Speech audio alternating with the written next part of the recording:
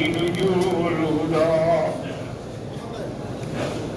أما بعد فقد قال الله تبارك وتعالى في القرآن المجيد والفرقان الحميد أعوذ بالله من الشيطان الرجيم بسم الله الرحمن الرحيم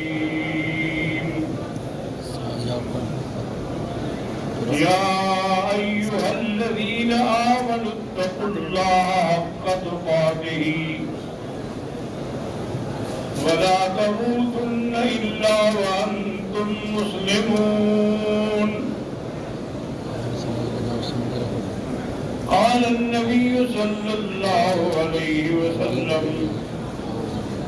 لا فضل لعربي على عجمي ولا لعجمي على عربي إلا بدين وتقوى إن أكرمكم عند الله أتقاكم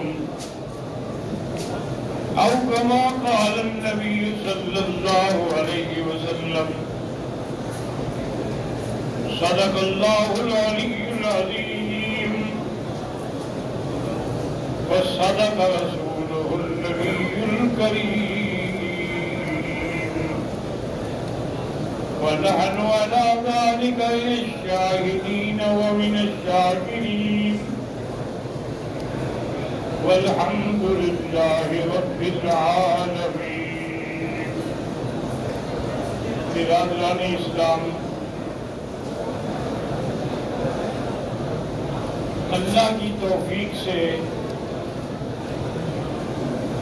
دروس حرم کے اندر سابقہ درس جو ہے ہم نے وہ توبہ کی فضیلت کے بارے میں دیا تھا، اور آج جو میں نے آیت پڑھی ہے اس آیت کا تعلق ہے تقویٰ سے کہ قرآن مجید میں کئی مقامات پر یہ لفظ آیا ہے تقویٰ کا، ان اکرمکم عند اللہ اتقاکم۔ دوسرے مقام پہ فرمایا اولئک الذین امتحن اللہ قلوبہم للتقوی، صحابہ کے بارے میں،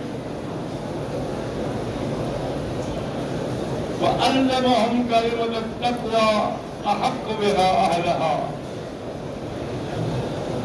اور اسی طرح ارشاد فرمایا کہ ومن یتق اللہ یجعل لہ مخرجا ویرزقہ من حیث لا یحتسب۔ تقوی کا معنی یاد رکھیں کہ یہ ہے کہ تمام خیالات فاسدہ سے ہٹ کر صرف اسی کا خیال ہو، اور ہر مشتبہ چیز سے بچنے کی کوشش کریں۔ صحیح حدیث میں ہے کہ حضور صلی اللہ علیہ وسلم اپنے گھر تشریف لائے تو آپ کے بستر پہ ایک دانہ کھجور کا پڑا تھا۔ حضور نے فرمایا کہ مجھے غرض بھی تھی، ضرورت بھی تھی، خواہش بھی تھی،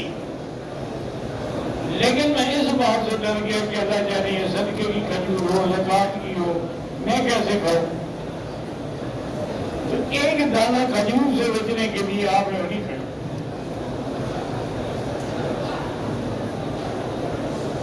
اسی طرح سیدنا ابو بکر رضی اللہ تعالی عنہ کے تقوی کے بارے میں آتا ہے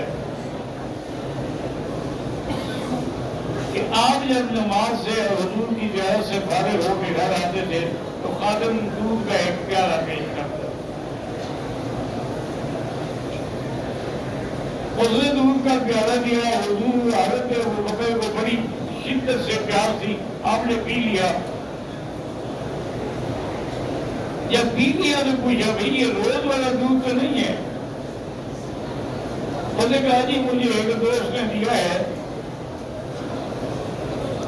میں نے آپ کو نہیں بتایا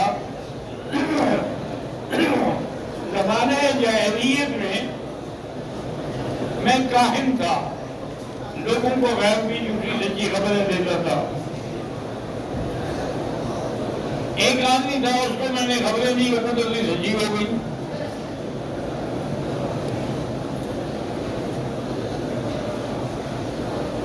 تو آج اتفاق سے ملا تو اس نے مجھے پیارا دودھ کا دیا کہ یہ بیچ لے جاؤ.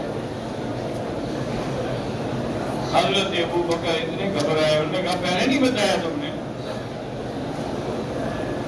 لیکن حضور آپ نے پوچھا نہیں. تو اپنے حلق میں انگلی ڈال کے کرتے کرتے کرتے یہ کیفیت ہو گئی کہ وہ غلام کہتا ہے مجھے ڈر ہو گیا کہ حضرت ابو بکر کہیں فوت ہی نہ ہو جائے اسی حالت میں. اور اس کے بعد انہوں نے کہا کہ یا اللہ،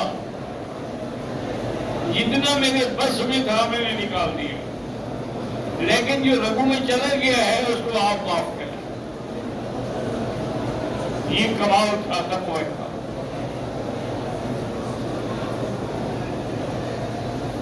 اسی طرح امام ابو حنیفہ رحمۃ اللہ علیہ کے تقوی میں علماء نے کتابوں میں تاریخ میں لکھا ہے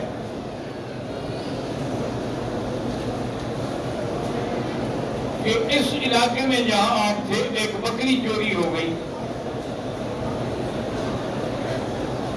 حضرت چرواہوں کے پاس گئے بھی ایک بکری کی عمر کتنا ہوتی ہے؟ انہوں نے کہا جی زیادہ سے زیادہ 7 سال. تو اپنے ملازموں کو بلایا کہ 7 سال تک کسی بکری کا کوئی نہ لینا، ہو سکتا ہے وہی چوری والی ہو.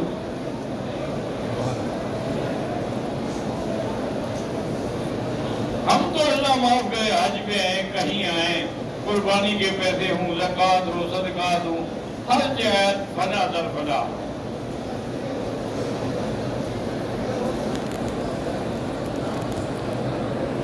تو حضرت نے 7 سال تک احتیاط کی.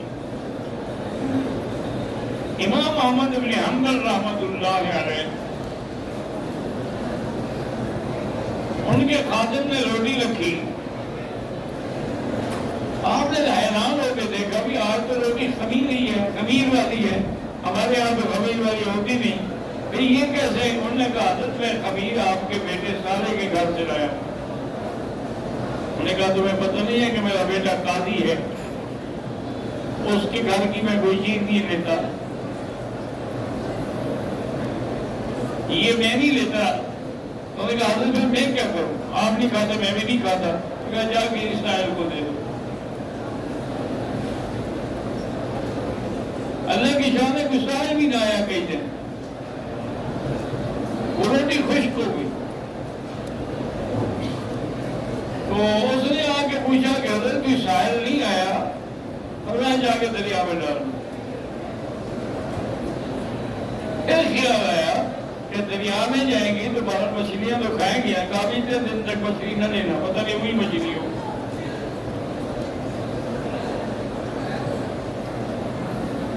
اللہ تبارک و تعالیٰ رحمت کرے. اسی طرح تاریخ میں ہے کہ بستی گیلان اصل میں کہتے ہیں جیلان کو، جس سے حضرت عبد القادر جیلانی ہے. یہ بھی اسی جیلانی بستی سے تھے، لیکن کتابوں میں اس کا نام گیلان لکھا جاتا ہے. ایک صالح متقی پرہیزگار نوجوان تھا.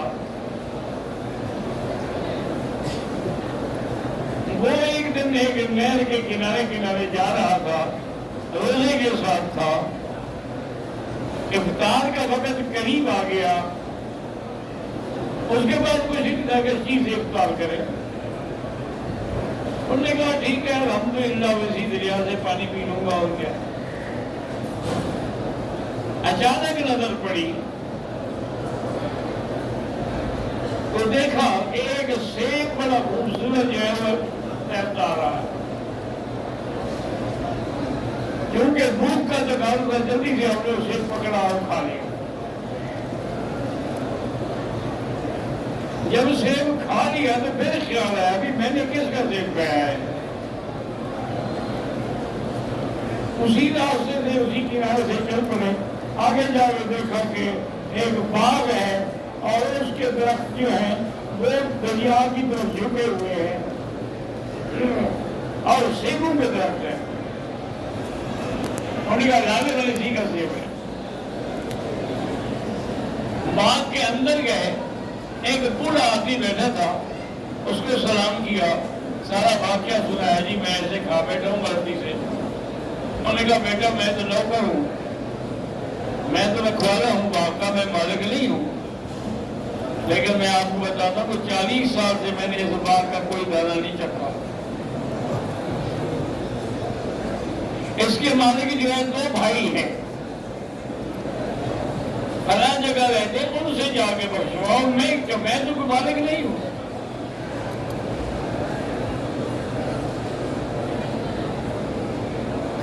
اللہ تبارک و تعالیٰ سے دعا کریں کہ اللہ ہمیں بھی اور تمام آنے والوں کو بھی تقوی کی قوت اختیار کرنے کی توفیق دے. کیونکہ اللہ کا فیصلہ ہے کہ ہدایت ملتی تقوی والے کو, ہدی للمتقین, اور متقین کون ہوتے ہیں؟ الذین آمنوا وہم یتقون.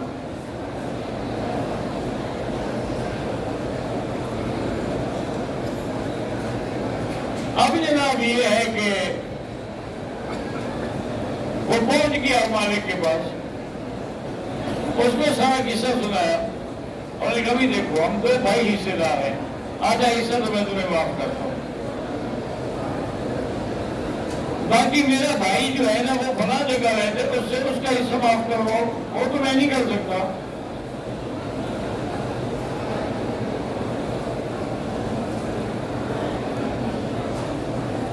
بہرحال جی اللہ پاک ہمارے حال پہ رحم کرے, ورنہ جن کے دلوں میں اللہ کا خوف ہوتا ہے نا وہ حلال و حرام سے بڑھ ڈرتے. مجھے یاد ہے کہ میرے والد صاحب رحمۃ اللہ علیہ حضرت مولانا خیر محمد صاحب عرب میں درس الحمدللہ 40 سال تک دیا ہوں. میں ساتھ بیٹھا ہوا تھا, ایک آدمی آیا, بڑے ادب سے ملا, اور اس نے ایک گٹھی نوٹوں کی پیش کی, اجازت یہ بتا بھائی میں تو محتاج نہیں ہوں, مجھے کیوں دیتے ہو؟ اور نے کہا حضرت یہ زکوٰۃ کے ہیں تو آپ کیونکہ عالم ہیں, آپ کے پاس علماء ہے, آپ اس پہ چلا دینا. اللہ سارے مکے میں تمہیں میں نوکر ملا ہوں, میں تیرا نوکر ہوں, زکوٰۃ تو نے دینی ہے, چلاؤں میں. لوٹنے کے پھینکے اس کے منہ میں لے جاؤ.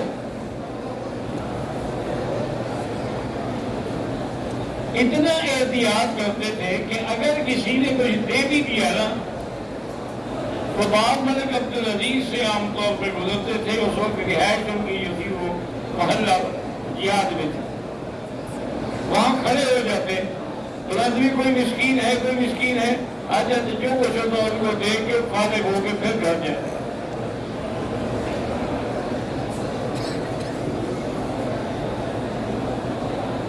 آج کل تو جی ہمارے پیر ہیں یا میرے جیسے جو مولوی ہیں, انہیں اپنے طویزوں کے بھی ریٹ رکھے ہوئے ہیں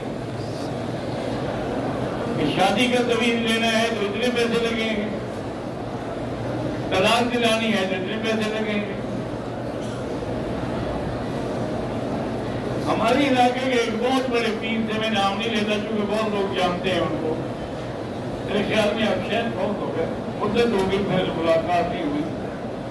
بہت بڑا محل بنایا ہوا تھا انہوں نے, اور وہ محل باغ کے اندر تھا. میں گیا کیونکہ میری جو بس جانے والی تھی نا وہ نکل گئی, اب اور کوئی بس نہیں تھی.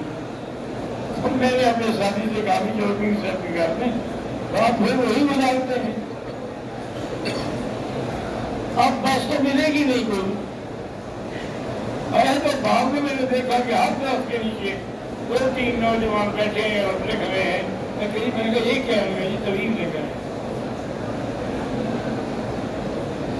پیر صاحب کو بھی پتہ لگتا ہے. خیر مجھے ملے, بڑی محبت سے گھر لے گئے. میں نے کہا حضرت یہ کیا تماشا ہے, لوگوں میں طویل ایک تو لکھوا تو سکول میں تو چوسے ہو.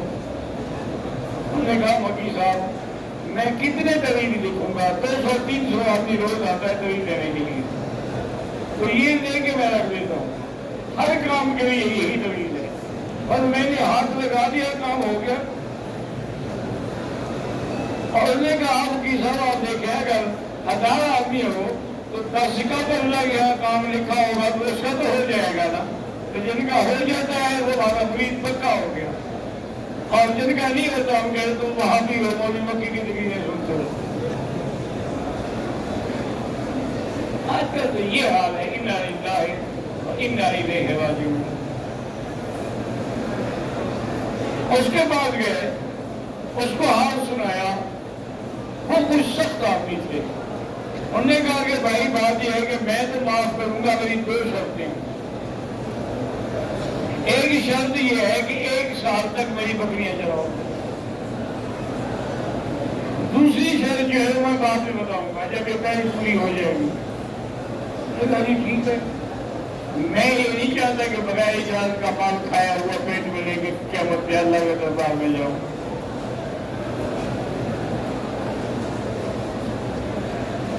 اب جناب یہ ہے کہ جب سال گزر گیا، انہوں نے بھی دیکھ لیا کہ یہ بندہ بڑا پکا ہے، جو اپنی زبان سے بھی قائم رہا اور میرے مال کی بھی حفاظت کی، اور انہوں نے کہا دوسری شرط میری یہ ہے کہ میری ایک لڑکی ہے ام الخیر اس کا نام ہے، وہ آنکھوں سے اندھی ہے، پاؤں سے لنگڑی ہے، کانوں سے بہری ہے اور زبان سے گنگی ہے، اس لڑکی سے تمہیں شادی کرنی پڑے گی، ورنہ میں معاف نہیں کرتا۔ نے کہا جی میں کروں گا، اور کیا کروں؟ شادی کر لی، ان کو پہنچا دیا کہ بھی یہ گھر جو ہے نا میری لڑکی کا ہے، اب تم نے وہیں جانا ہے۔ کہتے ہیں میں گیا، میں نے جب کمرے میں دیکھا وہاں تو کوئی حور بیٹھی ہوئی تھی، آنکھیں بھی ٹھیک ہے، ہاتھ بھی ٹھیک ہے، کلام بھی ٹھیک ہے۔ میں تو ڈر کے مارے کمرے سے باہر نکل آیا کہ شاید یہ کوئی اور عورت ہے، میں بھول کے آ گیا ہوں۔ صبح کو آ کے انہوں نے پوچھا کہ بھائی میری بیٹی کے ساتھ کیسے گزری؟ ہم نے کہا جی میں نے تو ہاتھ ہی نہیں لگایا، کیونکہ آپ نے تو کہا تھا کون تھی، وہ آنکھوں والی تھی، آپ نے کہا تھا بہری ہے، لگڑی ہے، گنگی ہے۔ ہم نے کہا اللہ کے بندے، اندھی کا معنی یہ تھا کہ اس نے آج تک کسی غیر کی شکل نہیں دیکھی، لنگڑی کا معنی یہ تھا کہ وہ اپنے گھر سے باہر چل کر کہیں نہیں گئی، گنگی کا معنی یہ تھا کہ اس نے کسی غیر مرد سے بات تک نہیں کی۔ اس لیے میں نے کہا تھا، اور تمہارا بھی امتحان تھا کہ کیا تم اس بات کو قبول کرتے ہو؟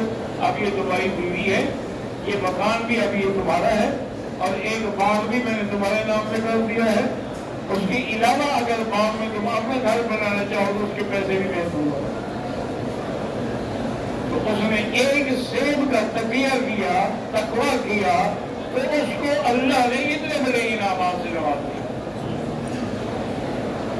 اسی لیے ہے کہ ہمیں یتق اللہ، جو اللہ سے ڈرتے ہیں اللہ انہیں راستے بناتے ہیں۔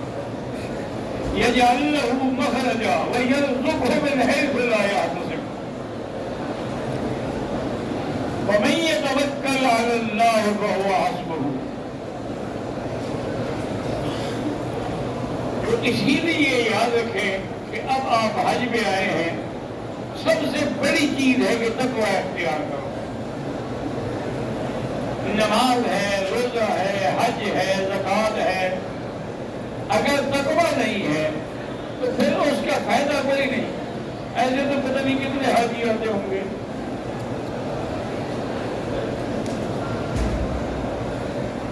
ایک مولوی صاحب سے تو اس کو ایک آدمی آ گیا کہ ماشاء اللہ جی آپ حاجی ہیں، انہوں نے کہا جی حاجی آپ ہوں گے، میں تو پاجی ہوں۔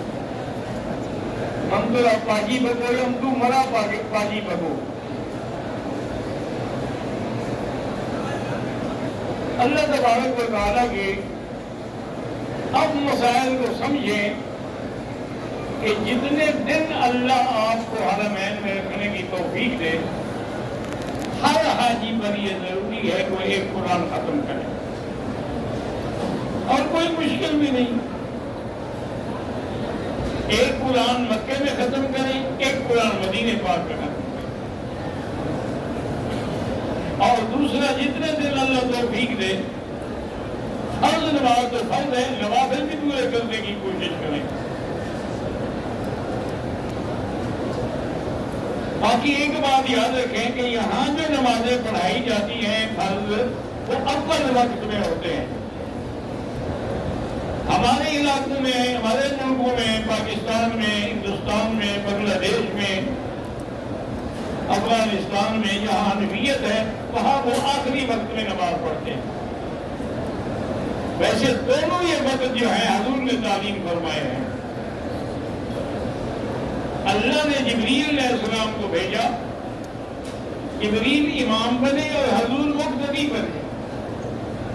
اس کو بزرگ کہتے ہیں کہ تعلیم الاکابر من الاصاغر، کہ کبھی بڑا بھی چھوٹے سے پڑھتا ہے. اب حضور کا شان کہاں اور جبریل کہاں، لیکن دین سیکھنا تھا.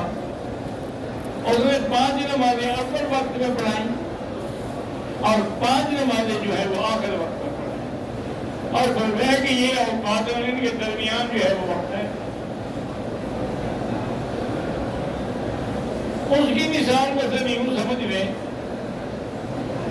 کہ ظہر کی نماز کا وقت جو ہے وہ زوال کے بعد سے شروع ہوتا ہے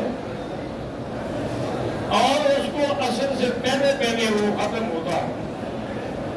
تو جو اول وقت میں پڑھیں گے ان کا بھی ایک یعنی اچھا ارادہ ہے کہ ہم نماز پڑھ لیں، خدا نخواستہ بہت آگے نماز رہ جائے، زیادہ پر نماز ادا کرے نا. اور امام شافعی رحمۃ اللہ علیہ، امام احمد بن حنبل رحمۃ اللہ علیہ، ان کے نزدیک جمع بین الصلاتین ہے. مقصد ہے کہ اگر سفر میں ہے تو ظہر اور عصر ملا کے پڑھ لیں، پھر مغرب اور عشاء ملا کے پڑھ لیں. لیکن امام ابو حنیفہ رحمۃ اللہ علیہ وہ اس بات کے قائل نہیں. وہ کہتے ہیں کہ بھی نماز جو ہے ان الصلاۃ کانت للمؤمنین کتابا موقوتا، تعین ہے، موقوت معین. لہٰذا وہ فرماتے ہیں کہ حقیقی جمع جو ہے وہ تو مزدلفہ میں ہے، وہاں حقیقی جمع ہے کہ آپ جب بھی پہنچیں گے پہلے مغرب پڑھیں گے پھر عشاء پڑھیں گے، نہ راستے میں پڑھیں گے نہ عرفات میں پڑھیں گے. اس کے علاوہ امام صاحب فرماتے ہیں کہ اگر جمع کرنا ہو تو اس کی صورت یہ ہے کہ ظہر کو لیٹ کر دیں، آخر وقت میں پڑھیں، فارغ ہو کے 5-10 منٹ کے بعد عصر کا وقت ہو جائے گا پھر عصر پڑھ لیں. تو دونوں نمازیں اپنے وقت میں بھی ہوں گی اور جمع بھی ہوں گی. اور وہ بھی حدیث پاک ہے کہ حضور سفر میں تھے، صحابہ نے کہا الصلاۃ یا رسول اللہ، حضور نماز کا وقت ہو گیا. فرمایا الصلاۃ امام اگما کے چلو. پھر کافی دیر گزر گئی، پھر صحابہ نے یاد دلایا آپ نے میں آگا کے چلو. پھر تیسری دفعہ یاد دلایا، آپ نے بتایا اللہ کے بندے کہ شدت الحر جو ہے من فیح جہنم اقلتو، اس کو ٹھنڈا کر کے پڑھو. لہذا آپ نے ظہر کی نماز آخر وقت میں پڑھی، عصر کی نماز اول وقت میں پڑھی. اس طرح یہ جمع، وہ جمع سوری ہے لیکن جمع ہے.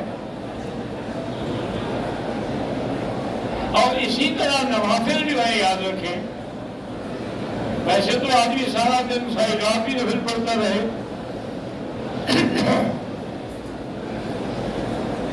لیکن 4 جو ہے وہ بڑی اہم ہے. ایک تو تہجد ہے،